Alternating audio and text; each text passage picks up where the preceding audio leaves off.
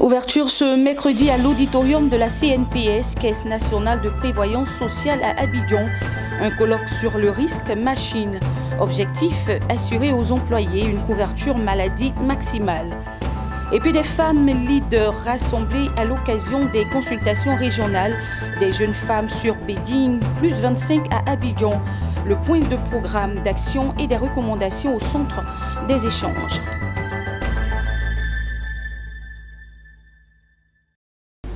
Bienvenue. Démarrons ce journal avec l'ouverture ce mercredi à l'auditorium de la CNPS, Caisse nationale de prévoyance sociale, d'un colloque sur le risque machine. Premier du genre à Abidjan, ce colloque se penchera sur les bonnes pratiques de gestion de la santé et de la sécurité en entreprise afin d'assurer aux employés une couverture sociale maximale. Le point avec Mondésir Nascimento et Tima Traoré.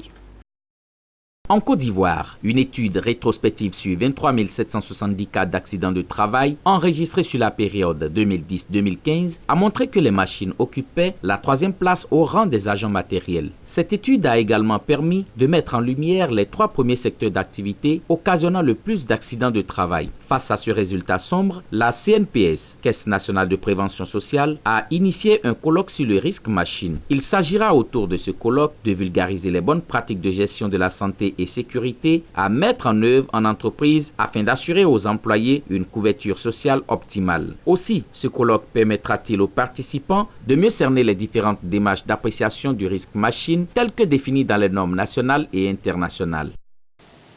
Autant dans son fonctionnement ou sa mise en marche, la machine peut être source d'atteinte à l'intégrité physique des travailleurs et provoquer ainsi des dommages corporels plus ou moins graves, donc notamment les coupures, les amputations, les écrasements, etc.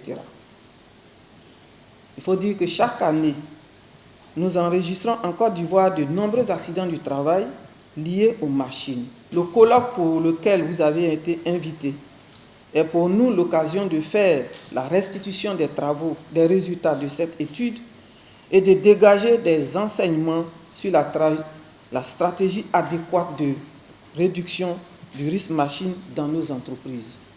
Ce colloque est menu de conférences et de panels. Du 21 au 23 août 2019, 3 jours donc durant, les participants, venus de tous les secteurs d'activité, vont échanger sur les stratégies de gestion de la santé et sécurité dans les sociétés.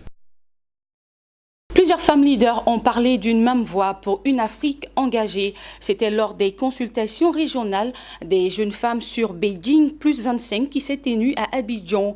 La rencontre a permis de faire le point des avancées de la réclamation et du programme d'action de Beijing et de proposer des recommandations pour une meilleure prise en compte du genre dans les politiques de développement du pays. Des explications avec Emmanuel Bonzo et Augustin Kra.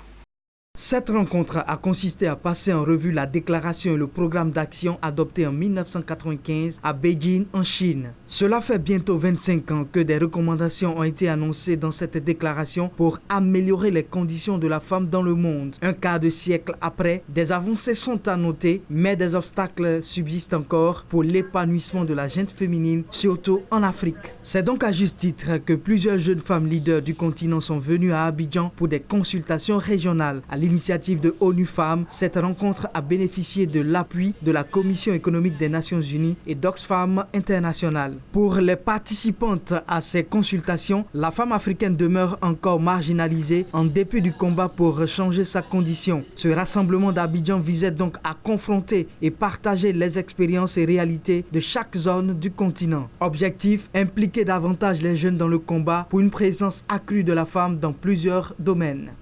Le défi est grand. Les réalités sont compliquées, l'immigration, l'avortement, les mariages forcés, le viol, c'est des choses qui sont dures, mais unis, on peut y arriver.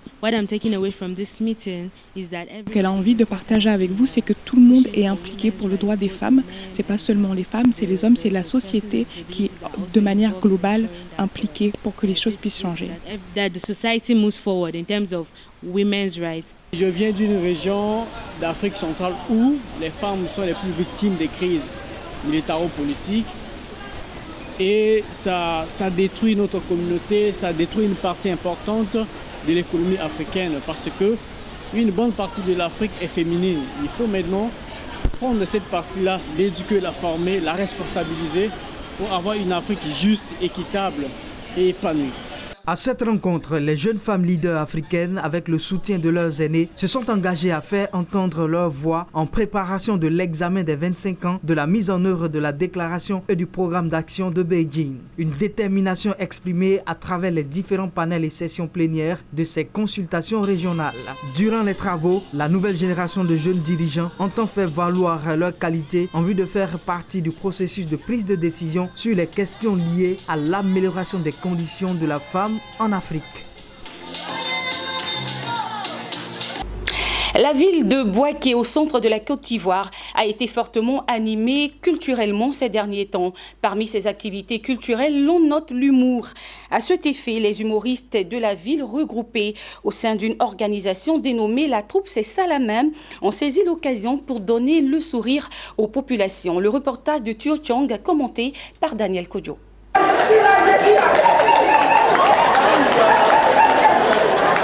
10 acteurs, 16 ans d'expérience, 2 fois finalistes au concours Vacances culturelles nationales. Présente aux activités culturelles dans la région du Béquet, la troupe C'est Salamem a une fois de plus confirmé son talent dans une salle de 500 places, refusant des spectateurs. 4 pièces ont tenu en haleine les amoureux du rire. Les sous-thèmes développés étaient la conduite des enfants à la maison, la rédaction d'une lettre villageoise, Miss Monde, et la poudre et l'étincelle. Ambitieux de produire encore du rire aux populations, les membres du groupe lancent un appel aux bonnes volontés afin de les aider à renforcer leurs connaissances.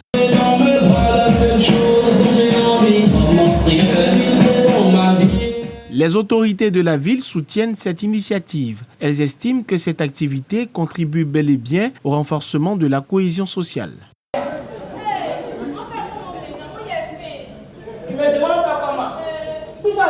L'événement culturel a duré environ 3 heures dans un climat de sécurité. La troupe C'est Salamem se réjouit des prestations qu'elle présente aux amoureux du rire. Toutefois, elle entend bénéficier de formations pour mieux se perfectionner et aussi former la relève avant d'internationaliser ses prestations.